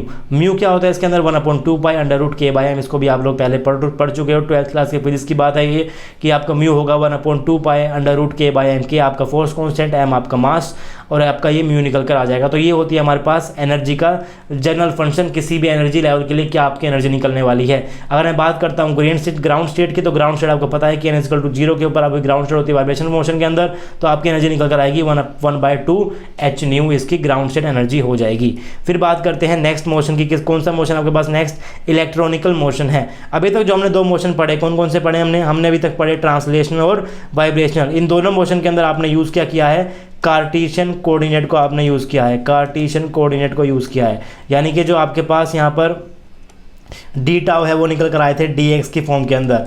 ये आपके पास निकल कर आए थे dx की फॉर्म के अंदर आपके पास निकल कर आए थे। लेकिन अब हम जो बात करेंगे, जो आपके पास इलेक्ट्रॉनिकल मोशन है और जो आपके पास रोटेशनल मोशन है, ये आपके पास कैसे होते हैं। इसके अंदर जो डी टाउ होगा आपके पास थीटा भी यहाँ पर आएगा, फाई भी यहाँ पर आएगा। क्यों, क्योंकि यहाँ पर रोटेशन भी साथ साथ में हो रहा है। पहले समझते हैं कि वाइब्रेशन मोशन के जो मैंने लिमिट लगा रखी है यहाँ पर -∞ से इन्फिनिटी क्यों लगा रखी है। जनरली जो आपका वाइब्रेशन होता है वो इस तरीके का कुछ होता है। ये आपका केस आप क्या बोलते हो, आपका वाइब्रेशन बोलते हो। मान लो आप बोल रहे हो कि यहाँ पे x तक यहाँ पे जा रहे हो, a तक यहाँ जा रहे हो और -a तक इधर जा रहे हो, तो लिमिट आपकी क्या होगी, -a तक ये हो गई। लेकिन क्वांटम के अंदर आप बोल रहे हो कि आप पूरा इन्फिनिट तक आप इधर जा सकते हो और इन्फिनिट तक आप लोग इधर आ सकते हो, तो आपकी लिमिट क्या हो जाएगी, -∞ से प्लस का इन्फिनिट हो जाएगी। ग्राफिकल अगर मैं बताऊँ तो आपको कुछ इस तरीके से होता है, ये +∞ इधर जा सकते हो और -∞ आप इधर तक जा सकते हो। तो आपका जो वाइब्रेशन मोशन होगा वो पूरा कुछ इस तरीके से होगा, जहाँ पर आप +∞ इधर भी आ सकते हो और +∞ आप इधर भी आ सकते हो। इसे आप क्या बोलते हो, वाइब्रेशनल मोशन बोलते हो। तो इसकी लिमिट हमारी हो गई -∞ से +∞ तक के लिए। ग्राउंड स्टेट n=0 पे होती है, ग्राउंड स्टेट की एनर्जी 1/2 h न्यू निकल कर आएगी। अब बात करते हैं इलेक्ट्रॉनिक मोशन की। इसके लिए हम लोग पढ़ते हैं हाइड्रोजनिक एटम को, यानी कि हाइड्रोजन एटम को पढ़ते हैं। ये चीज़ आपकी वैलिड कब के लिए रहेगी, कोई भी आपके पास 1 इलेक्ट्रॉन सिस्टम हो उसके लिए आपकी ये चीज़ वैलिड रहेगी। चाहे आपके पास हाइड्रोजन हो, हीलियम प्लस हो, लिथियम 2+ हो, बेरिलियम 3+ हो, इन सब के लिए आप लोग हाइड्रोजन एटम को पढ़ सकते हो। इसका जो आपके पास वेव फंक्शन होता है मैंने यहाँ पर लिखा हुआ है ग्राउंड स्टेट के लिए। ग्राउंड स्टेट क्या है, 1s के लिए जो आपके पास वेव फंक्शन होता है वो आपके पास होता है ψ1s 1/√π a0 3/2 e⁻⁻r/a0। जिस फॉर्मेट में मैंने लिखा हुआ है इस फॉर्मेट में अगर आप याद करोगे तो आपको इजीली याद हो जाएगा। क्या होता है ψ1s 1/√π a0 की पावर 3/2 इंटू में e⁻⁻r/a0। a0 क्या है, आपका बोर रेडियस है। क्या होता है वो, 0.529 एम्पेयर होता है। आप इसको ऐसे ना याद करके आप इसको याद कर लो, 4πε0 h²/me², 4πε0 h²/me², 4πε0 h²/me²। आप इसको इस तरीके से याद करोगे तो आपको क्वांटम केमिस्ट्री में आगे जाके हेल्प मिल जाएगी। तो बेसिकली अभी तक आपने एक तो साइड नोट याद किया है और एक आपको ये याद करना है, क्या है ये, 1/√π a0 3/2 e⁻⁻r/a0। आपको ये याद रखना है। इसका जो आपके पास डेटा होता है वो होता है r² dr sin θ d θ d phi. अभी इस केस के अंदर आपका डी टाउ आर के ऊपर भी डिपेंड कर रहा है, थीटा के ऊपर भी डिपेंड कर रहा है और फाई के ऊपर भी डिपेंड कर रहा है। अब देखते हैं कि आर की लिमिट्स क्या होगी, थीटा की लिमिट्स क्या होगी, फाई की लिमिट्स क्या होगी। तो मैंने यहाँ पर लिमिट्स लिखी हुई है, आप यहाँ पर लिमिट्स देख सकते हैं कि जो आपका आर है वो वेरी करता है आर से इन्फिनिटी की तरफ, जो आपका थीटा है वो वेरी करता है 0 से फाई की तरफ, जो आपका थीटा है वो जो आपका फाई है वो वेरी करता है 0 से 2 फाई की तरफ। अब आप इस बात को आप समझने की कोशिश कीजिए कि किस तरीके से ये मेरे पास हो रहा है। आप कहते हो कि जो आपका इलेक्ट्रॉन है वो एटम के चारों तरफ आपके चारों तरफ रिवॉल्व करता है, लेकिन साथ साथ वो अपने ही पास में क्या कर रहा होता है, रोटेट भी कर रहा होता है। यानी कि मान लीजिए कि ये आपका न्यूक्लियस है और ये आपका इलेक्ट्रॉन है और ये और आप कह रहे हो कि आप इसको इस तरीके से क्या करते हो, चारों तरफ आप इसको रिवॉल्व करते हो, लेकिन जब आपका इलेक्ट्रॉन रिवॉल्व हो रहा होता है तो साथ साथ ये अपनी एक्सिस के ऊपर क्या हो रहा होता है, रोटेट भी हो रहा होता है। तो जो आपका ये रोटेट हो रहा है इसको आप क्या बोलते हो, जो आपका अंदर रोटेशन चल रही है इसको आप बोलते हो, डोनेट करते हो फाई के साथ, इसको आप डोनेट करते हो फाई के साथ। अपनी एक्सिस के ऊपर इलेक्ट्रॉन कैसे रोटेट हो रहा है इसको आप बताते हो फाई के साथ, राइट। अब आप कह रहे हो कि आपका रोटेशन हो रहा है, तो रोटेशन आपका कुछ इस तरीके से होता है कि इलेक्ट्रॉन कभी कभार पास आता रहता है, पास आ गया फिर दूर चला गया, फिर क्या हो गया, पास आ गया, फिर क्या चला गया, दूर चला गया। इस तरीके से आपका रोटेशन होता रहता है। वो न्यूक्लियस के पास आता है, फिर दूर जाता है, फिर पास आता है, फिर दूर जाता है, फिर पास आता है, फिर दूर जाता है। इस तरीके से जो आपका इलेक्ट्रॉन है वो रिवॉल्व होता है न्यूक्लियस के अराउंड, पास भी आता है और दूर भी जाता है। इस बात को समझने की कोशिश कीजिए। आपका मान लीजिए कि ये आपके पास क्या है, ये आपके पास न्यूक्लियस है और आपका इलेक्ट्रॉन यहाँ पर रिवॉल्व हो रहा है, तो आपका ऐसे अपने ऐसे रोटेट हो रहा होगा, दूर जाएगा, फिर क्या करेगा, पास आएगा, फिर वो रोटेट भी हो रहा है और साथ साथ वो इस तरफ घूम भी रहा है, रोटेट भी हो रहा है, साथ इस तरफ घूम भी रहा है और इस तरीके से बन जाती है एक वेव। पूरी वेव के अंदर वो इस तरीके से घूम रहा होता है। तो बेसिकली क्या हुआ, बेसिकली वो न्यूक्लियस के पास भी एक टाइम पे न्यूक्लियस के पास भी आ रहा है और किसी टाइम के ऊपर वो दूर भी जा रहा है। तो क्वांटम केमिस्ट्री के अंदर हम मानते हैं कि इलेक्ट्रॉन पूरा न्यूक्लियस के पास भी आ सकता है, यानी कि r=0 भी हो सकती है, और वो बहुत दूर भी जा सकता है, यानी कि r=∞ भी हो सकती है। तो ये आपके पास r होता है, इस r की वैल्यू बिल्कुल पास से बहुत दूर तक भी हो सकती है। तो जो आपकी r की वैल्यू निकल कर आएगी, जो आपने यहाँ पर r की लिमिट्स आप लगाओगे, तो आपकी r की लिमिट क्या हो गई, 0 से इन्फानाइट हो गई, 0 से इन्फानाइट हो गई। इलेक्ट्रॉन आपका रोटेट भी हो रहा है, पास भी आ रहा है, रोटेट भी हो रहा है, पास भी आ रहा है। पास आने को बिल्कुल न्यूक्लियस तक जा सकता है, दूर जाने को वो बिल्कुल इन्फानाइट तक भी जा सकता है। तो इस तरीके से आपका वेरिएशन होता है आर के अंदर। अब बात करते हैं थीटा के अंदर, आप बात करते हैं पहले फाई के अंदर। आप कह रहे हो कि ये आपके पास क्या है, ये आपके पास न्यूक्लियस है, आपका इलेक्ट्रॉन जो है अपनी एक्सिस के ऊपर रोटेट हो रहा है और वो इस तरीके से रिवॉल्व हो रहा है साथ में न्यूक्लियस के अराउंड। लेकिन अपनी एक्सिस के ऊपर तो वो कंप्लीटली रोटेट हो पाएगा, पूरा रोटेट हो रहा है, पूरा घूम रहा है, और पूरा घूमने को आप क्या बोलते हो, कितना एंगल हो गया आपका, पूरा 2 फाई यानी कि 360 डिग्री हो गया। तो जो आपका फाई होता है, जो आपका फाई है उसकी लिमिट होगी 0 से 2 फाई, क्योंकि अपनी एक्सिस के ऊपर तो वो पूरा घूम रहा है, यानी कि पूरा 360 रोटेशन वो रख रहा है। तो फाई की लिमिट हो गई 0 से 2 पाई। अब बात करते हैं कि आखिर थीटा क्या है। तो देखिए आपका जो ये इलेक्ट्रॉन है ये न्यूक्लियस के अराउंड इस तरीके से घूम रहा है, पास आ रहा है, दूर जा रहा है, पास आ रहा है, दूर जा रहा है। तो एक टाइम के वो कहाँ पर है, मान लीजिए एक टाइम पे वो इधर है, एक टाइम पे वो इधर है और एक टाइम पे वो इधर हो गया। तो इसके बीच के एंगल को हम क्या बोलते हैं, थीटा बोलते हैं। इसके बीच के एंगल को हम क्या बोलते हैं, थीटा बोलते हैं। ये एंगल क्या है, थीटा है। फाई क्या है आपके पास, कि वो अपनी एक्सिस के ऊपर ही कैसे रिवॉल्व हो रहा है, रिवॉल्व वो पूरा हो रहा है, 360 डिग्री हो रहा है। तो आपका फाई का लिमिट क्या हो गई, 0 से 2 पाई हो गई। लेकिन अगर बात करूँ थीटा की, तो ऐसा कहा जाता है कि जो आपका न्यूक्लियस है, जो आपका इलेक्ट्रॉन है, वो न्यूक्लियस से कोरस्पॉन्डिंग इस तरीके से घूमेगा 180 तक जाके वो क्या करता है, स्पिन को चेंज करता है, वापस आता है, स्पिन को चेंज करता है, वापस आता है। यानी कि 180 तक उसकी क्या रहती है, एक ही स्पिन रहती है। तो हम उसके अंदर क्या उसका वो लेते हैं, लिमिट लेते हैं 0 से पाई की आपकी लिमिट हो जाएगी फाई के अंदर, क्योंकि एक रोटेशन के बाद वो स्पिन चेंज करता है और वापस आ जाता है, स्पिन चेंज करता है, फिर से वापस आ जाता है, स्पिन चेंज करता है, वापस आ जाता है। तो इस तरीके से आपकी लिमिट डिसाइड होती है किसी भी फंक्शन के लिए। साई 1s का फंक्शन आप देख चुके हो, डेटा आपका डिपेंड कर रहा है आर के ऊपर, थीटा के ऊपर, फाई के ऊपर, इनकी लिमिट्स क्या है वो आप देख चुके हो। जो आपका आर है वो क्या है, 0 से इन्फानाइट है आपका क्या आर। जो आपका थीटा है वो 0 से क्या है, पाई तक है। जो आपका फाई है वो क्या है, 0 से 2 पाई तक है। आप समझ चुके हो कि 0 से पाई और 0 से 2 पाई क्यों है। उसके बाद बात करते हैं कि आपका एनर्जी क्या होता है। तो आप लोग पढ़ते हुए आए हो अब तक हाइड्रोजन एटम के लिए कि जो आपकी एनर्जी होती है वो -13.6 Z² / n² इलेक्ट्रॉन वोल्ट होती है। इसकी जो ग्राउंड स्टेट होती है वो क्या होती है, n इक्वल टू 1 पे इसकी ग्राउंड स्टेट होती है। ग्राउंड स्टेट की एनर्जी क्या होगी, n की वैल्यू यहाँ पर 1 रख दो, माइनस का 13.6 जेड स्क्वायर होगी। बात करूँ हाइड्रोजन के तो हाइड्रोजन के इसके अंदर जेड क्या हो गया आपके पास 1 हो गया, जेड के 1 होते आपकी एनर्जी होगी माइनस का 13.6 इलेक्ट्रॉन वोल्ट। आप एनर्जी को इस तरीके से याद कर लो या फिर एनर्जी को आप इस तरीके से याद कर लो, बात क्या है एक ही है। आपको जैसे याद करना याद कर लो, बट आपको ये वाली टेबल पूरी की पूरी याद होनी चाहिए। बस आपको क्वांटम केमिस्ट्री के इसके अलावा कुछ भी याद नहीं करना, सिर्फ ये टेबल याद कर लो। टेबल याद करने के लिए हमें हर एक चीज़ को अच्छे से पढ़ेंगे, उसके अंदर जो चीज़ें याद करनी होगी मैं आपको बाद में बताऊंगा। लेकिन अगर आपको ये टेबल याद हो गई तो उसके बाद आपको क्वांटम केमिस्ट्री बहुत ईजी लगने वाली है। अब बात करते हैं रोटेशनल मोशन की। तो रोटेशनल मोशन के अंदर मैंने यहाँ पर लिखा हुआ है rigid rotor sphere ring model. दो मॉडल होता है, रिंग मॉडल भी होता है और आपके पास एक सरफेस मॉडल भी होता है, लेकिन हम लोग यहाँ पर बात कर रहे हैं सिर्फ और सिर्फ रिंग मॉडल की। तो रिंग मॉडल के अंदर जो आपके पास फंक्शन निकल कर आएगा, साई जो होता है आपके पास क्या होता है, psi equal to 1/√2 pi e into में raise to the power iota m phi, ये आपके पास फंक्शन निकल कर आएगा। इसका जो डीटा होता है वो सिर्फ फाई के ऊपर डिपेंड करता है, डी फाई के ऊपर डिपेंड करता है। इसकी लिमिट रहेगी 0 से 2 पाई के बीच में, 0 से 2 पाई के बीच में। जो उसी तरीके से पूरा रोटेट कर पा रहा है वो स्पेयर के अंदर, तो उसकी लिमिट हो गई 0 से 2 पाई। और इसकी जो एनर्जी होती है ग्राउंड स्टेट की वो होती है m² h² अपॉन में 2i। आई यहाँ पर क्या है, मोमेंट ऑफ इनर्शिया है। इसके बारे में बात करेंगे जब हम लोग इस चीज़ को अच्छे से पढ़ेंगे। m इक्वल टू 0 इसकी ग्राउंड स्टेट होती है और ग्राउंड स्टेट के ऊपर आपकी जो एनर्जी निकल कर आएगी वो भी 0 निकल कर आ जाएगी। तो इस टेबल के अंदर जो आपको मेन चीज़ें जो आपको याद रखनी है वो क्या क्या याद रखनी है। सबसे पहले तो आपको ये पता होना चाहिए कि कौन से मोशन के कोरस्पॉन्डिंग आपके पास, कौन से मोशन के कोरस्पॉन्डिंग आपके पास कौन सा मॉडल है। ट्रांसलेशन के corresponding particle in 1D box, vibration के कोरस्पॉन्डिंग आपके पास सिंपल हार्मोनिक ऑक्सीलेटर, इलेक्ट्रॉनिक के कोरस्पॉन्डिंग आपके पास हाइड्रोजन एटम है, रोटेशन के कोरस्पॉन्डिंग आपके पास रिजिड रोटर है। लिमिट्स आपको याद करनी है क्या होती है, लिमिट आप याद कर लोगे जब आपको पता होगा डी टाउ। डी टाउ आपके ऊपर एक्स पे डिपेंड हो रहा है तो लिमिट आप लोग एक्स में देखोगे। डी टाउ आपका एक्स में डिपेंड हो रहा है तो लिमिट आप लोग एक्स के अंदर देखोगे।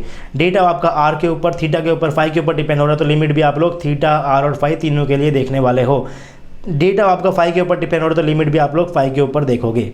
उसके बाद आप लोगों को इन सबके कोरस्पॉन्डिंग वेव फंक्शन को याद करना है। वेव फंक्शन को याद कर लोगे, वेव फंक्शन को आप इजीली याद कर सकते हो। कुल मिलाकर 4 ही तो वेव फंक्शन है, उनमें से एक तो आपने याद पहले ही कर लिया, एक तो आपने याद पहले ही कर लिया और ये तो बहुत छोटा सा ही है, नीचे वाला जो है तो बहुत छोटा सा ही है। तो कुल मिलाकर आपको सिर्फ 2 वेव फंक्शन याद करने हैं, उसके अंदर भी कोई बड़ी बात है नहीं। उसके बाद आपको याद रखना है कि आपकी एनर्जी क्या निकल आ रही है। एनर्जी के ऊपर से बहुत सारे क्वेश्चन आते हैं नेट के अंदर से, तो आप याद रखिए एनर्जी क्या है। एनर्जी स्टेट के लिए, ट्रांसलेशन के लिए आपको याद रखनी है, इसके लिए याद रखनी है, इसके लिए याद रखनी है और इसके लिए भी याद रखनी है। ग्राउंड से एनर्जी आप लोग कैलकुलेट कर सकते हो इन्हीं एक्सप्रेशन से, वो आपको याद करने की जरूरत है नहीं।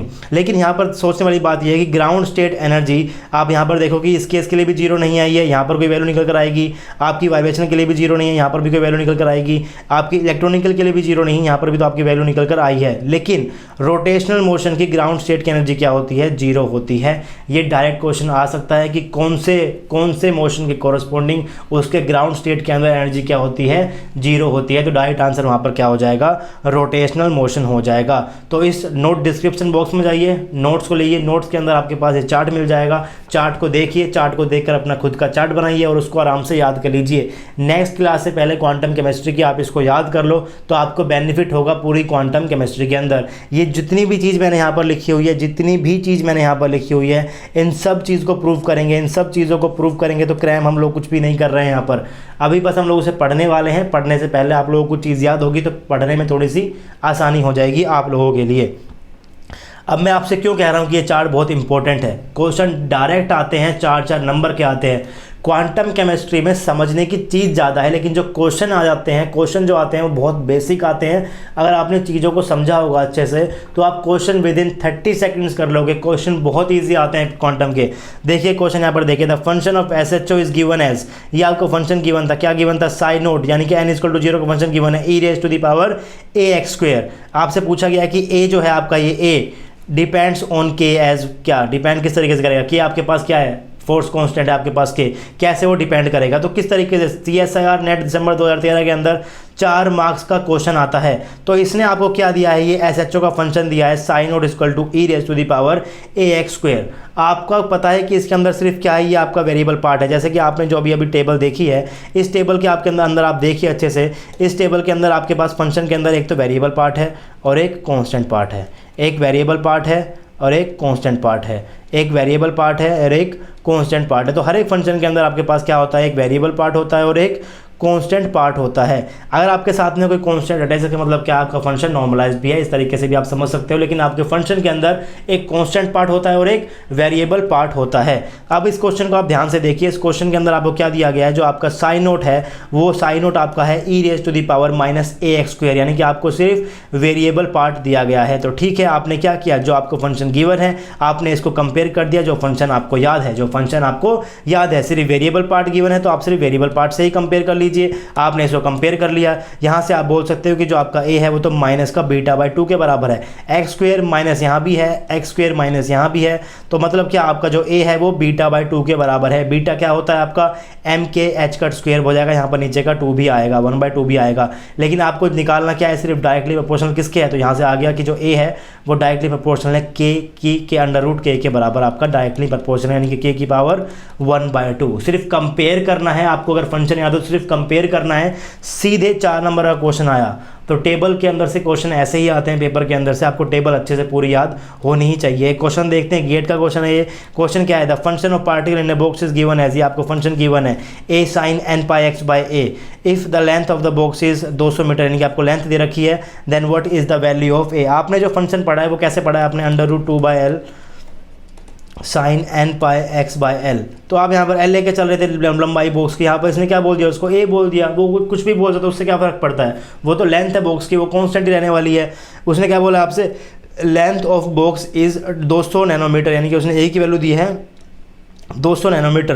Then what is the value of a, वो इस a की वैल्यू को जानना चाह रहा है। तो आपने क्या फंक्शन पढ़ा हुआ है, आपने पढ़ा हुआ है, ये आपको गिवन है psi equal to a sin nπx/a। आपने जो पढ़ा हुआ है वो क्या पढ़ा हुआ है, √2/l sin nπx/l। तो सबसे पहले तो आप l की जगह a कर दीजिए, क्योंकि उसने फंक्शन आपको a में दिया गया है, उसमें तो कोई दिक्कत आपको है नहीं। ये आपका वेरिएबल पार्ट है, ये आपका क्या है, कॉन्स्टेंट पार्ट है। वेरिएबल पार्ट आपका यहाँ पर है, कॉन्स्टेंट पार्ट आपका यहाँ पर है। तो वेरिएबल पार्ट तो आपका इधर भी सेम है और इधर भी सेम है, तो कॉन्स्टेंट पार्ट को आप क्या कर दीजिए, इक्वल रख दीजिए। कॉन्स्टेंट पार्ट को आपने जैसे ही इक्वल रखोगे तो a इक्वल टू √ क्या आएगा, 2/l, आप √2/a लिख दो, 2/l इक्वल टू √2/a लिख दिया मैंने यहाँ पर। तो आपका a क्या हो गया, √2/a के बराबर हो गया। a आपको गिवन है 200 मीटर, 200 नैनोमीटर आपने वैल्यू पुट कर दी, यहाँ से आपने a निकाल दिया। अब ध्यान देने वाली बात यह है कि जो आपका a है इसके अंदर इसकी यूनिट निकल कर आ गई, नैनोमीटर का माइनस का 1/पावर की इसकी लिमिट निकल कर आ गई। आपको यहाँ से पता है कि ये आपका a होता है, तो यहाँ से भी आपकी यूनिट क्या निकल कर आएगी, नैनोमीटर माइनस का इन्वर्स ही निकल कर आएगी। तो इस तरीके से आप बहुत इजी क्वेश्चन आते हैं, सिर्फ आपको कंपेयर करना पड़ता है और आप लोग इजीली इस चीज़ को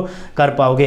एक क्वेश्चन टीफर का है, ये क्वेश्चन मैं आपको देता हूँ, आज इसको करके देखिए। क्वेश्चन बहुत आसान क्वेश्चन है ये, मैं नेक्स्ट क्लास के अंदर आपको ये करा दूँगा। अगर आपसे नहीं होता है तो आप कमेंट करिएगा, तभी मैं आपको कराऊँगा। कमेंट नहीं किया तो मैं नहीं कराऊँगा। क्वेश्चन क्या है, in which of the following model the energy gap between consecutive energy levels is constant, particle in box, SHO या फिर एरोरेंडम, या फिर एक ऑप्शन आपके पास नन गिवन था। टीफर का एक क्वेश्चन था। क्वेश्चन अच्छा है ये। कैसे आपको चेक क्या करना है, आपको ये चेक करना है कि कंसेक्यूटिव एनर्जी लेवल्स के बीच में किसका गैप कांस्टेंट है। तो आपको जो मैंने चार्ट बताया है उस चार्ट से आपको क्या पता है, उस चार्ट से आपको पता है कि जो आपका En क्या होता है, ये आपको पता है कि En क्या है। तो अगर आपको En पता है तो आप E1 निकाल लोगे, आप E2 भी निकाल लोगे, आप E3 भी निकाल लोगे, आप E4 भी निकाल लोगे। फिर आपको क्या करना है, आप इनका गैप देखना है, इसका गैप क्या आ रहा है, इसका गैप क्या आ रहा है, इसका गैप क्या आ रहा है। अगर ये गैप आपका सेम रहा आप चेक कर लो, ट्रांसलेशन के लिए भी चेक कर लो, वाइब्रेशन के लिए भी चेक कर लो, इलेक्ट्रॉनिक के लिए भी चेक कर लो, रोटेशन आपको ऑप्शन में दिया कि नहीं गया, देख लो कि किसके लिए कोरस्पोंडिंग आपका जो गैप है ये कांस्टेंट आ रहा है, वो आपका सही आंसर हो जाएगा। मैंने आपको बता दिया किस तरीके से आपको एक क्वेश्चन करना है, ईजी क्वेश्चन है, टीफर के अंदर आया हुआ है। तो इस तरीके से क्वेश्चंस आते हैं चार्ट के अंदर से। चार्ट को आप अच्छे से याद कर लो, पूरी क्वांटम केमिस्ट्री के अंदर आपकी बहुत हेल्प होने वाली है अगर आपने चार्ट को अच्छे से याद कर लिया तो नेक्स्ट क्लास के अंदर आगे पढ़ेंगे। आज के लिए सिर्फ इतना ही, पर आप चार्ट को अच्छे से याद कर लेना। नोट्स आपको नीचे डिस्क्रिप्शन बॉक्स में मिल जाएंगे, वहाँ से आप लोग नोट्स को ले सकते हो। और गाइस, अगर आपने अभी तक मेरे चैनल को सब्सक्राइब नहीं किया तो प्लीज़ चैनल को सब्सक्राइब कीजिए, लाइक कीजिए। अगर आपको वीडियो अच्छी लगती है तो अपने दोस्तों के साथ इसे शेयर भी कीजिए। चैनल को सब्सक्राइब करने के साथ साथ बेल आइकन को भी बिल्कुल दबाइए, क्योंकि जब भी मैं कोई नया लेक्चर डालूंगा तो आपके पास नोटिफिकेशन आ जाएगी। तो आपसे मिलते हैं नेक्स्ट लेक्चर के अंदर, तब तक के लिए पढ़ते रहिए, पढ़ाते रहिए। Thank you.